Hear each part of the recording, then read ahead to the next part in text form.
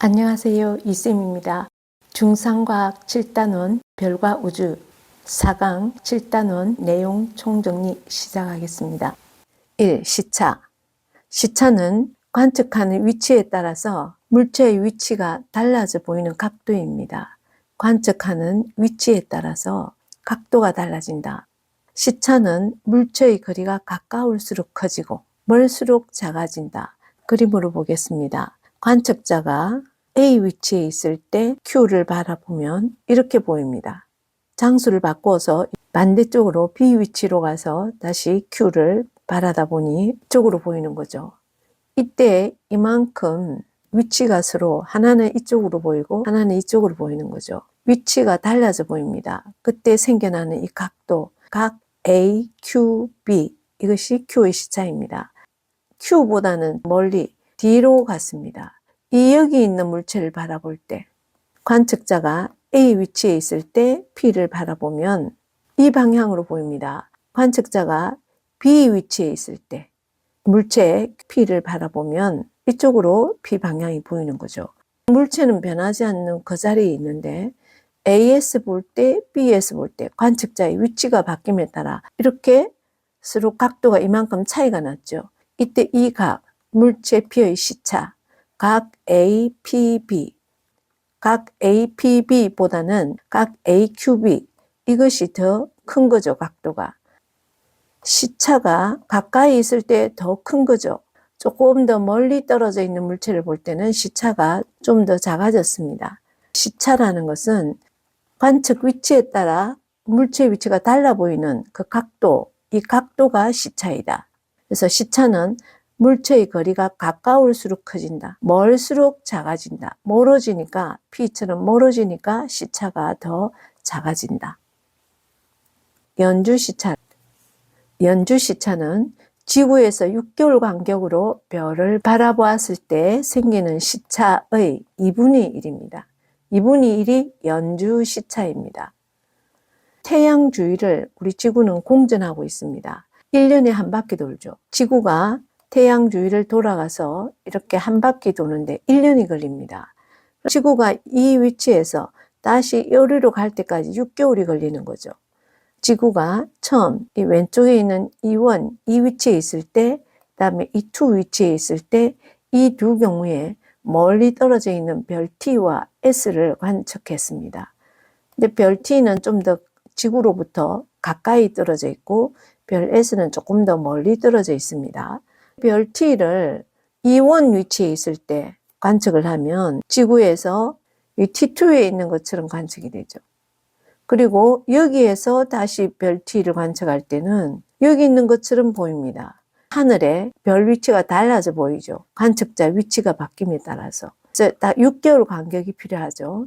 지구가 딱 반바퀴 도는데 6개월이 걸리기 때문에 6개월 사이에 이만큼 시차가 생깁니다. 이 시차의 반, 이 각도를 별 T의 연주시차랍니다. 근데 별이 T 위치가 아니라 좀 더 먼 별, S를 바라보았을 때는 이쪽에서 바라보이고 또 이쪽에서 보면 이렇게 보이죠. 시차가 생기고 이것이 바로 별 S의 연주시차입니다. 여기서 다시 보면 연주시차란 지구에서 6개월 간격으로 별을 바라볼 때 최소 6개월이 필요합니다. 연주시차는 지구에서 6개월 간격으로 별을 바라보았을 때 생기는 시차의 2분의 1입니다. 그림에 있는 별 S의 연주시차는 각 E1, S, E2의 반이 되는 거죠. 요게 E1, S, E2인데 그것의 반, 그것이 별 S의 연주시차입니다. 그럼 별 T의 연주시차는 각 E1, T, E2 이것의 2분의 1, 별 T의 연주시차가 되겠습니다. 연주시차의 단위는 초입니다. 초는 프라임 2개로 표현합니다. 초의 크기는 1도를 보았을 때 우리가 각도 1도 알고 있죠. 그 1도를 가지고 60등분을 했을 때 그 한 개를 분이라고 합니다. 1도가 되려면 60분이 있어야 1도가 되는 거죠. 1분, 이거는 프라임 한 개죠. 이 1분을 다시 60등분하면 등분한 것 중에 한 개가 초, 프라임 2개입니다. 1도는 60 또 60이니까 3600초가 되는 거죠. 1도는 60분이 되고 1도는 3600초가 됩니다. 근데 연주 시차 단위는 이 초를 사용합니다.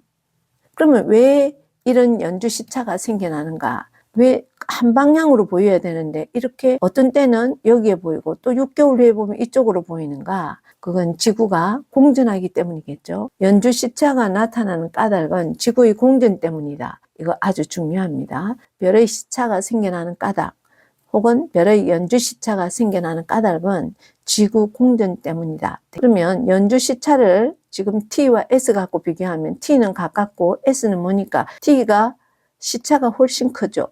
S보다. T가 시차가 크니까 T의 연주 시차가 더 큰 거죠. 그래서 T의 연주 시차가 더 크다. S보다. 그럼 별까지의 거리는 T가 더 가깝잖아요. 이 지구로부터 T가 더 가까우니까 T가 더 작고 S가 더 먼 거리죠. 그래서 거리는 더 크다. 서로 반대인 거죠.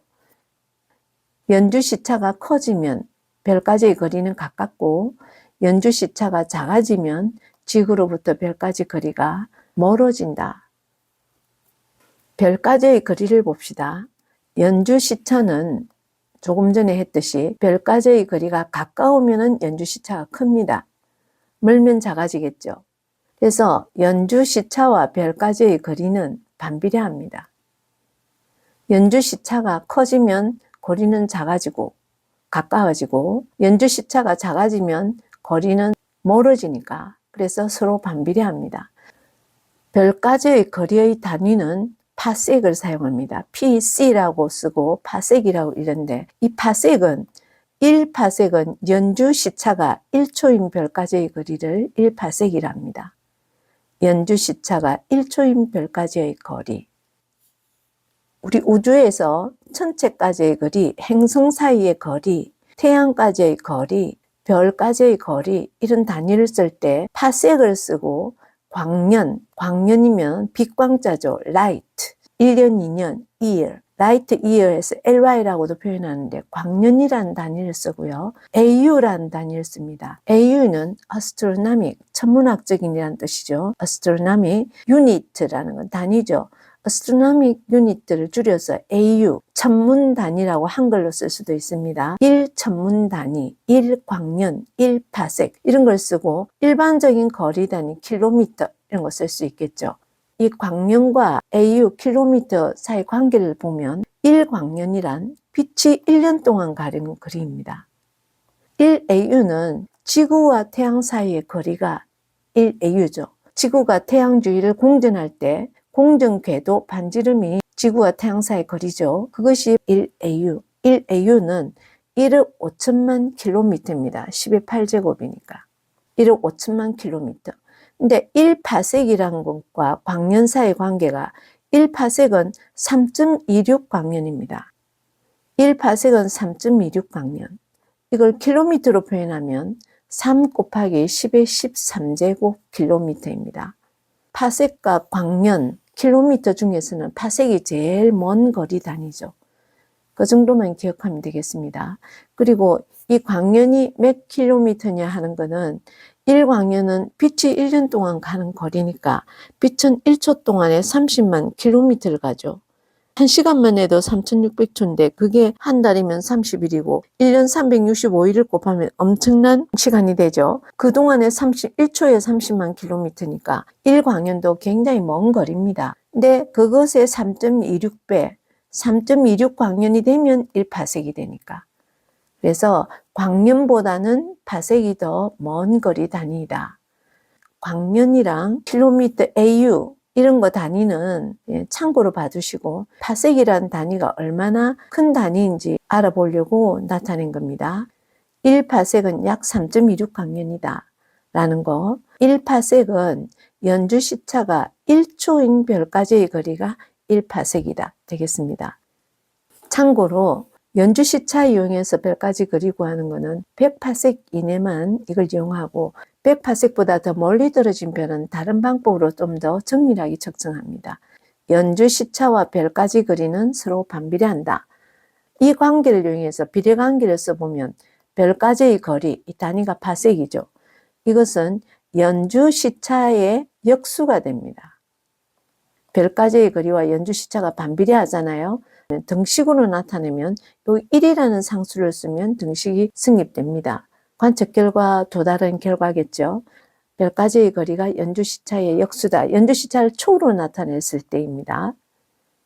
이때 이걸 부호로 나타내면 천체 주위를 우리가 공전한다, 원운동을 하고 하니까 원의 반지름을 R 사용하죠. 거기에 좀 비교를 해서 별까지의 거리는 주로 R을 사용합니다. 별까지의 거리 R 파섹은 P 초분의 1이다. P는 연주 시차를 나타내는 기호입니다. P 초분의 1이다. 1초인 별까지의 거리가 1파섹이랬는데 이게 1초가 되면 1분의 1이니까 1파섹 되겠죠. 이런 식으로 별까지의 거리를 구합니다. 별 AB가 위치 변화를 했을 때 6개월 후에 그 위치 변화를 보고 지구로부터 별 사이 거리를 구할 수 있습니다. 이건 각거리를 이용하는데 각거리는 두 직선이 이루는 각도, 결국 시차입니다. A, B 별이 있는데 처음에 B 별을 중심으로 A는 왼쪽에 있었습니다. 6개월 후에 A가 반대쪽으로 갔죠. B를 지나쳐서 시차가 생기죠. 그 시차를 각거리라고 합니다. B는 거의 변화가 없습니다. 이렇게 거의 고정된 이런 별들을 배경별이라 합니다. 우리 지구에서 별을 바라볼 때 너무 멀리 떨어져 있는 별은 시간이 지나도 거의 그곳에 고정되어 있는 것처럼 보입니다. 위치 변화가 거의 없는 별이죠. 근데 이 거리를 초로 나타냈다 이 말은 각거리다 이 말입니다. 즉 시차입니다. 그래서 이 각도 0.04초 이것이 각거리인데 이쪽으로 갔을 때는 0.06초가 되었습니다. 위치 변화가 6개월 동안에 0.04, 0.06이니까 두 개를 합해서 0.1초가 되는 거죠. 이 0.1초라는 위치 변화가 생긴 거죠. 이건 시차 아닙니까? 연주 시차는 그것의 2분의 1이니까 0.05초죠. 그럼 지구에서 별까지의 거리는 어떻게 구할 수 있습니까? 0.05분의 1입니다. 20 되겠죠. 그래서 지구에서 별까지의 거리는 20파섹이다. 각거리를 이용, 각거리라는 단어가 교과서에는 안 나옵니다. 요즘 시차입니다. 근데 혹시나 문제집에서 용어를 쓰곤 하기 때문에 제시를 해봤습니다. 시차가 나와 있을 때 이걸 이용해서 지구에서 별까지 거리 구하는 거 참고로 봐둡시다. 1. 별의 밝기와 등급. 별의 밝기와 별까지의 거리. 별까지의 거리가 멀어질수록 별의 밝기는 어두워진다. 전등에서 멀어지면 어두워지는 것과 똑같은 이치입니다. 멀어질수록 어두워진다.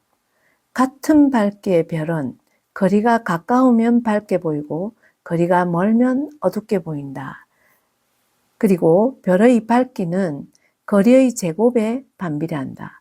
별까지의 거리가 R만큼 떨어져 있을 때 비추는 면적이 별에서부터 비추는 면적이 이만큼, 이것을 한 배라고 했을 때 거리가 2배 멀어지니까 2R이 되니까 이만한 면적을 비출 수 있습니다. 이 면적, 이것이 파란 면적이죠. 4배나 넓은 면적을 비추게 됩니다. 똑같은 별빛이 도달했는데 면적이 4배나 넓게 비춰야 된다면 밝기는 4분의 1배로 줄어들겠죠. 거리를 3배 멀게 했습니다. 3R.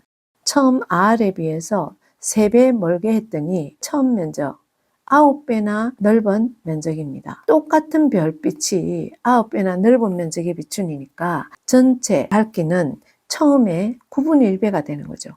거리가 2배, 3배 멀어질수록 별의 밝기는 4분의 1배, 9분의 1배 이렇게 어두워진다는 걸 알 수 있습니다. 별의 밝기는 별까지의 거리의 제곱에 반비례한다 등식으로 별의 밝기 차는 거리 제곱분의 1이다. 별의 밝기 차는 R제곱분의 1이다. 별의 밝기와 등급. 고대 그리스 과학자 히파르코스가 맨눈으로 관측한 별의 밝기에 따라서 구분을 했습니다. 가장 밝게 보이는 별, 이것을 1등급이라 하고 가장 어둡게 보이는 별을 6등급에서 1등급에서 6등급까지 6등급으로 나누었습니다. 이 등급을 밝기를 비교한 결과 1등급은 6등급인 별보다 100배나 밝았습니다. 가장 밝게 보이는 가 1등급이죠. 숫자가 작을수록 밝게 보이는 거죠. 1등급인 별이 6등급 별보다 100배 밝다고 했고 1등급 간 밝기차가 약 0.5배이다. 예를 들어서 마이너스 2.5등급, 마이너스 1.3등급 했을 때 7등급이 가장 어둡고 마이너스 2.5등급이 가장 밝은 것입니다. 그럼 등급차, 히파르코스가 정한 등급차를 보면 1등급 차이에는 밝기차가 2.5배 차이 난다 했으니까 2.5의 1제곱, 그래서 2.5배. 2등급 차이가 나면 2.5에 곱하기 또 2.5배 차이가 나니까 2.5의 제곱이 되죠. 그래서 약 6.25지만 2.5 자체도 정확한 2.5가 아니니까 반올림해서 약 6.3이 됩니다. 3등급 차이가 날 때는 2.5의 세제곱. 이렇게 등급차가 여기에 들어가는 2.5를 곱해주면 약 16이 나옵니다. 4등급 차가 나면 여기에다 2.5를 곱하면 40이죠. 그래서 약 40, 2.5의 4제곱. 5등급 차가 나면 2.5의 5제곱해서 약 100이 됩니다. 만약 6등급 차가 나면 2.5의 6제곱이면 250 되겠죠. 1등급 차이에 2.5배씩 차이가 난다. 그래서 밝기 차는 약 2.5의 등급차 제곱이다. 만약 히파르코스가 정한 6등급을 전구 1개 밝기라 한다면 5등급은 2.5배 차이가 난다 했으니까 전구 2.5개하고 같죠. 4등급 차이가 나면은 그것보다 또 2.5배 밝을 테니까 2.5 곱하기 2.5. 그래서 약 6.3개 전구 밝기하고 같습니다. 3등급은 이거보다 2.5배 밝으니까 2.5를 곱한 거 16이죠. 16개 전구 밝기하고 같고 2등급이라는 것은 그것에 또 곱하기 2.5니까 약 40개 전구 밝기와 같고 1등급은 약 100개 전구 밝기와 같다. 밝기차는 2.5의 등급차 제곱이다. 직전에 배운 별의 밝기차는 거리의 제곱분의 1이다. 거리의 제곱에 반비례한다. 두 개를 결부시켜서 문제를 풀 겁니다. 두 개는 기억을 해둡시다. 별의 밝기차는 2.5의 등급차 제곱이다. 별의 밝기차는 거리 제곱분의 1이다. 2. 별의 겉보기 등급과 절대 등급. 별의 밝기를 겉보기 등급과 절대 등급으로 구분했습니다. 겉보기 등급은 우리 눈에 보이는 별의 밝기입니다. 거리에는 관계없습니다. 맨눈에 보이는 별의 밝기, 그게 겉보기 등급입니다. 실제 별의 밝기는 아닙니다. 저 멀리 있는 별을 우리 지구 가까이 가져오면 더 밝아 보이겠죠. 우리 눈에 보이는 별의 밝기이지 실제 별의 밝기는 아니고 맨눈에 보이는 별의 밝기입니다. 겉보기 등급이 작다는 것은 숫자가 작으면 더 밝죠. 우리 눈에 더 밝게 보이는 별이다. 절대 등급은 별을 10파섹에 있다고 가정했을 때의 별의 밝기입니다. 모든 별을 10파섹에 두고 별의 밝기를 정한 것이니까 절대 등급은 별의 실제 밝기가 됩니다. 모두 다 거리를 똑같은데 나란히 두고 별의 밝기를 비교한 거니까 실제 밝기가 되겠죠. 절대 등급은 작을수록 실제로 밝은 별. 멀어져도 절대 등급은 변하지 않습니다. 별 자체의 실제 밝기이기 때문에 절대 등급은 멀어져도 가까워져도 변하지 않습니다. 겉보기 등급은 변하죠. 우리 맨눈에 보이는 별의 밝기이기 때문에 가까이 가져오면 더 밝게 보이고 멀리 가져가면 더 어두워 보이죠. 별의 등급과 거리 사이의 관계를 볼 때 겉보기 등급이 절대 등급보다 작다. 작다라는 것은 숫자가 작으면 더 밝아지는 거잖아요. 그러니까 절대 등급은 10파섹에 있는 것인데 겉보기 등급이 숫자가 작다는 것은 실제 별이 더 밝아졌다는 것이니까 10파섹보다 더 앞에 지구에 가까이 있는 별입니다. 겉보기 등급과 절대 등급이 같다는 것은 이 별이 10파섹이 있다는 거죠. 그래서 절대 등급이나 겉보기 등급이 같은 겁니다. 다음 겉보기 등급과 절대 등급을 비교했을 때 겉보기 등급이 더 크다, 숫자가 더 크다는 것은 더 어두워졌다는 것입니다. 절대 등급은 10파섹에 있는 것인데 더 어두워지려면 10파섹보다 더 멀리 있는 별입니다. 이걸 가지고 별의 등급과 거리와의 관계를 판단해 봅시다. 겉보기 등급이 절대 등급보다 작으면 10파섹보다 가까이, 같으면 10파섹이 있고 겉보기 등급이 더 크면 더 멀리 있다 10파섹보다. 판단할 때 이걸 알아보면 더 빨리 판단이 됩니다. 겉보기 등급 마이너스 절대 등급, 이걸 계산했을 때 양이 나오면 10파섹보다 멀리 있는 별입니다. 겉보기 등급의 수가 더 크다는 것이니까 더 멀리 있는 별입니다. 양이 나오면 앞에 수가 더 크니까 0이 나오면 10파섹이 있다는 것이고 음수가 나오면 겉보기 등급이 더 작은 거죠. 18색보다 가까이 있는 별입니다. 이걸 계산을 하는 게 제일 중요합니다. 겉보기 등급 마이너스 절대 등급입니다. 절대 등급 마이너스 겉보기 등급이 아니고 겉보기 등급 마이너스 절대 등급. 값이 작을수록 더 가까이 있는 별, 값이 더 클수록 더 멀리 있는 별입니다. 이 계산한 결과가 이걸 가지고 비교를 한번 해봅시다. 지구에서 18색이 있는 거리가 지금 2원입니다. 이때 이 등급은 모두 절대 등급이겠다. 절대 등급이라는 것은 전부 18색이 있다고 가정했을 때의 등급이잖아요. 그래서 이때 등급이 이 별은 4.8, 마이너스 8.7, 1.4, 마이너스 5.1입니다. 그런데 겉보기 등급을 봅시다. 태양은 겉보기 등급이 마이너스 26.8입니다. 지구에서 태양을 봤을 때 가장 밝게 보이죠. 우리 지구에서 가장 밝게 보이는 별이 태양입니다. 마이너스 26.8, 매우 밝습니다. 근데 이 태양을 18세기에 갖다 놓으면 4.8밖에 안 됩니다. 어두워지겠죠. 멀어졌으니까 지구에서. 실제로는 어두운 별이죠. 그런데 우리 눈에 보이기로는 가장 밝습니다. 거리가 가까워서. 지구에서 거리가 이렇게 가깝죠. 시리우스라는 별이 있습니다. 이 별의 절대 등급은 1.4입니다. 겉보기 등급은 마이너스 1.5입니다. 그래서 이걸 뒤로 18색이 있는 대로 밀어 놓으니까 어두워질 수밖에 없죠. 또 이걸 한번 봅시다. 이것의 절대 등급은 마이너스 5.1이에요. 베텔게우스가. 그런데 겉보기 등급은 0.5거든요. 18세기에서 많이 멀리 떨어져 있는 별입니다. 맨눈으로 볼 때는 어두운 별인데 18세기 갖다 놓으면 마이너스 5.1이 되는 거죠. 실제로는 여기 있으니까 우리에게는 어둡게 보이는 거죠. 그리고 데네브라는 별도 있습니다. 겉보기 등급이 1.3입니다. 지구에서 볼 때는 어둡게 보이는 거죠. 근데 18세기에 갖다 놓으면 마이너스 8.7이에요. 실제로는 매우 밝은 별이죠. 이 4개 중에서 실제로 가장 밝은 별인데 지구에서 볼 때는 너무 멀리 떨어져 있어서 1.3인 거죠.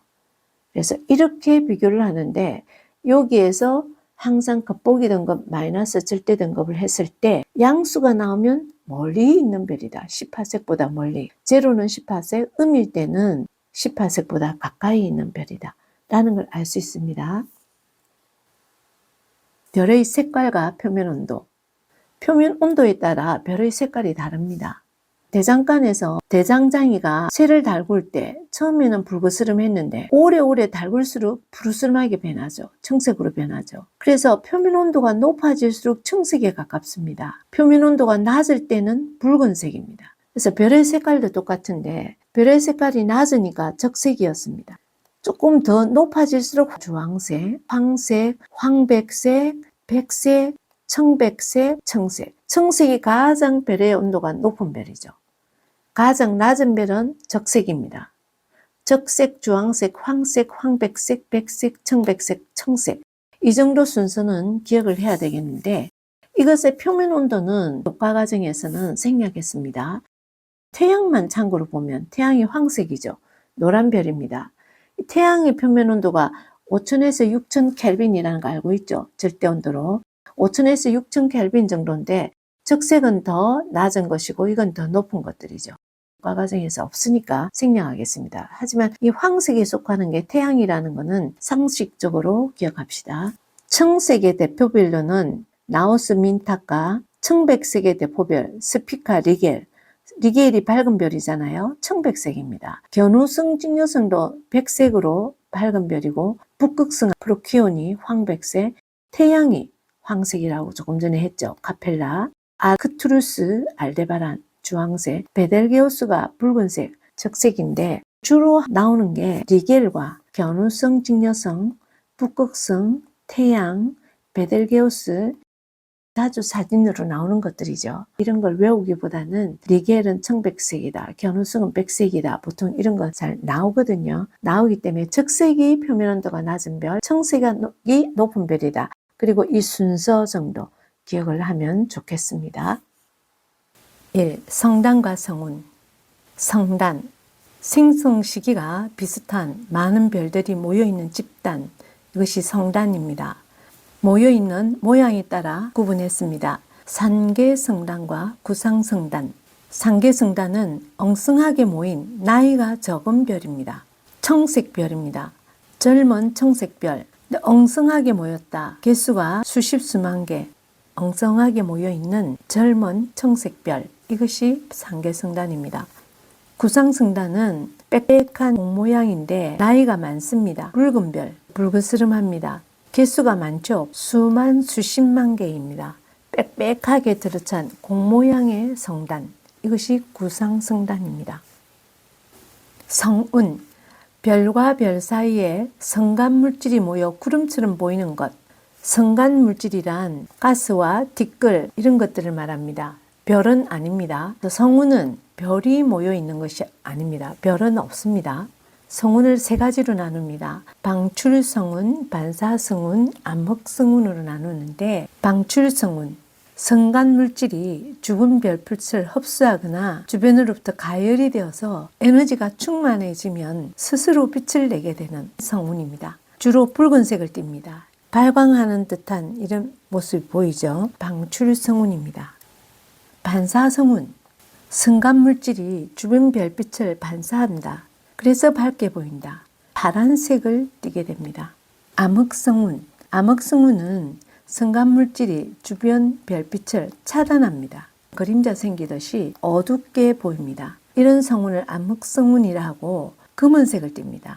이것은 말머리 모양이죠. 말머리 성운인데 이것이 암흑성운의 대표적인 예가 되겠습니다.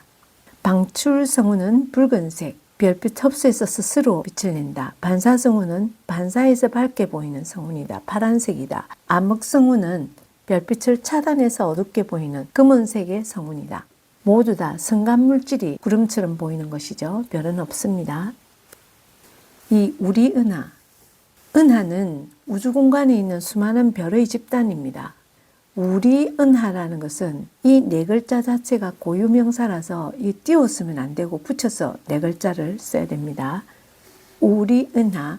태양계가 속해 있고 우리 지구도 속해 있겠죠. 이것이 우리 은하이고 이것의 종류는 막대 나선 은하입니다. 구성은 수천억 개 별로 이루어져 있는데 약 2천억 개 정도, 그리고 성간물질 성운 성단으로 구성되어 있습니다. 우리 은하의 중심부인데 막대 모양입니다. 막대 모양에 이렇게 나선팔이 나와 있습니다. 이렇게 나선팔이 나와 있는 이것이 우리 은하입니다. 태양계는 이 나선팔에 태양계가 있습니다. 은하 중심으로부터 이 태양계 사이 거리는 약 8.5kpc. 키로는 파세기의 1000배가 킬로파세기입니다. 3만 광년 정도 됩니다. 은하 중심부로부터 3만 광년 떨어진 곳에 태양계가 있다. 나선팔에 있다. 그리고 은하의 크기는 현재 이것은 위에서 내려다본 모습입니다.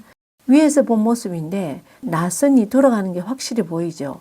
나선 모양 혹은 나선형이랍니다. 지름은 약 30kpc, 10만 광년입니다. 반지름은 5만 광년이겠죠. 15kpc이죠. 이것은 8.5kpc이죠. 3만 광년, 이건 5만 광년, 5만 광년에서 10만 광년, 약 30kpc. 옆에서 본 모양은 이렇게 비행 접시 모양, 원반 모양입니다. 중심부는 볼록한 모양으로 되어 있고 은하 중심부를 은하핵이라고 합니다. 양쪽에 은하 원반이 나와 있죠. 은하 원반을 나선팔, 이 나선팔이 곧 은하 원반입니다. 헤일로, 이건 그 주변을 둥그스름하게 둘러싼 부분을 이 주변 공간들 헤일로라고 합니다.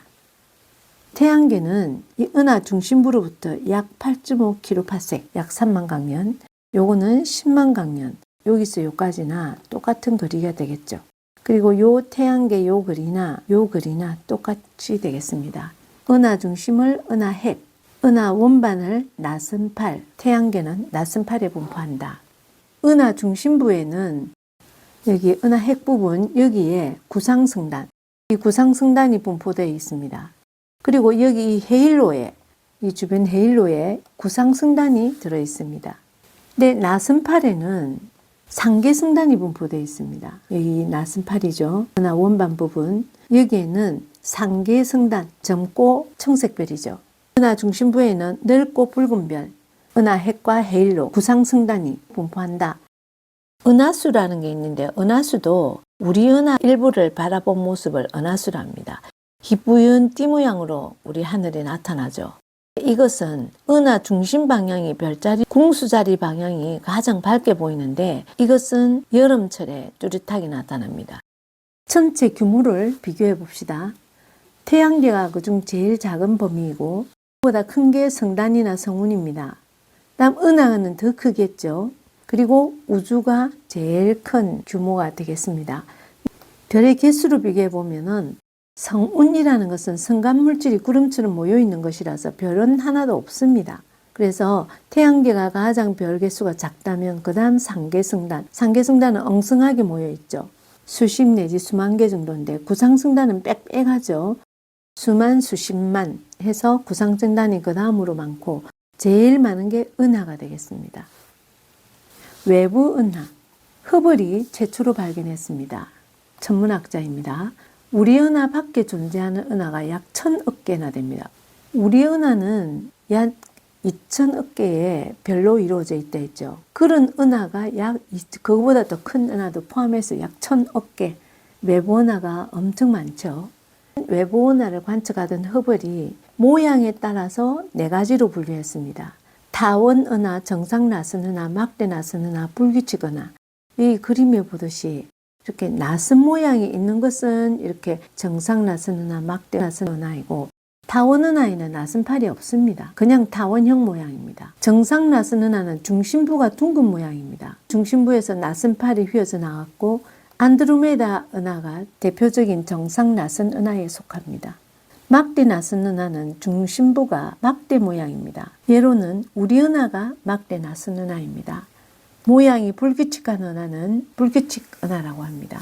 타원 은하에서 둥그스름한 모양이죠. 여기에서 나선팔이 나온 거, 이게 정상 나선 은하라면 막대 나선 은하는 막대 모양이라서 거기에서 나선팔이 이렇게 나오고 이렇게 나오고 우리 은하가 이런 구조입니다. 모양은 불규칙하죠. 그래서 이건 불규칙 은하입니다.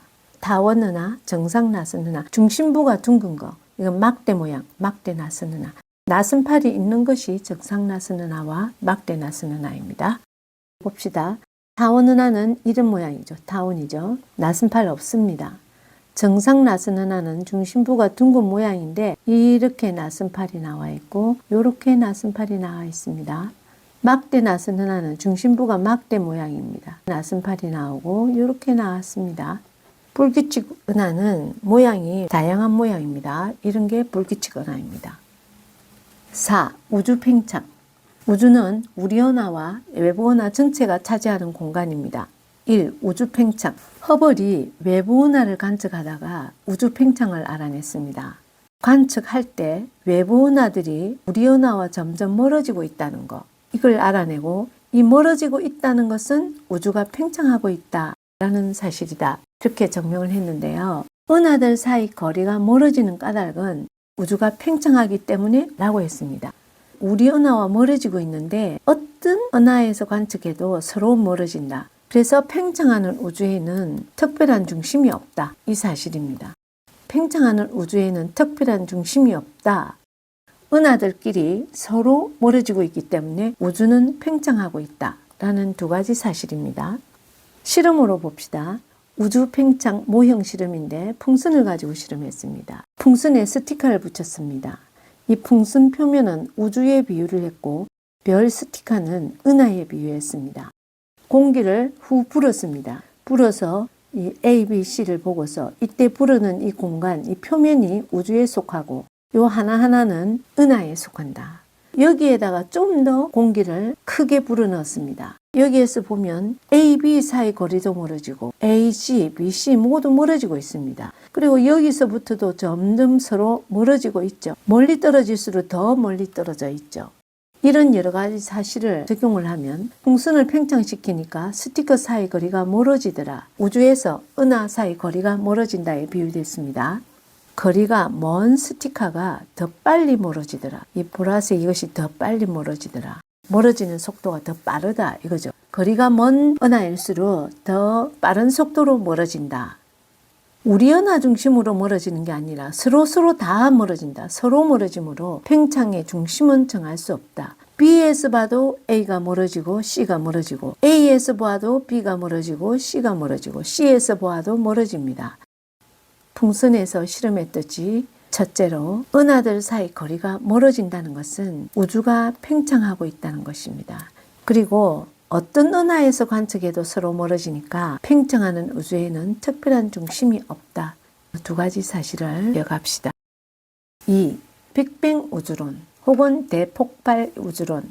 약 138억 년 전, 보통 약 140억 년 전이라고 합니다. 매우 뜨겁고 밀도가 높은 한 점에서 에너지가 충만해진 이 한 점에서 대폭발이 일어났습니다. 이걸 우리가 빅뱅이라 합니다.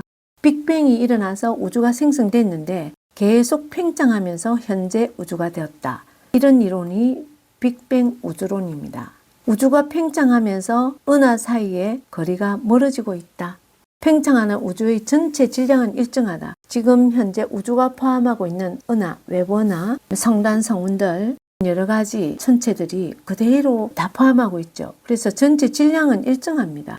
그래서 우주 팽창을 하게 되면 팽창을 하면서 에너지를 감소하게 되죠. 내부 에너지가 감소하게 되죠. 그래서 온도가 감소하고, 그리고 밀도는 당연히 처음에는 좁은 공간에 모여 있다가 팽창해 버렸으니까 밀도가 감소하죠. 온도와 밀도는 감소한다. 대폭발이 일어난 그 이후에 우주는 계속 팽창하고 있다. 빅뱅 우주론 설명할 수 있어야겠습니다. 5. 우주 탐사. 우주 탐사의 목적은 우주에 대한 이해 폭을 넓히고, 의는 습득된 정보로 지구의 과거와 미래, 우주 환경 이해, 외부 행성 존재를 탐사하는 데 있습니다.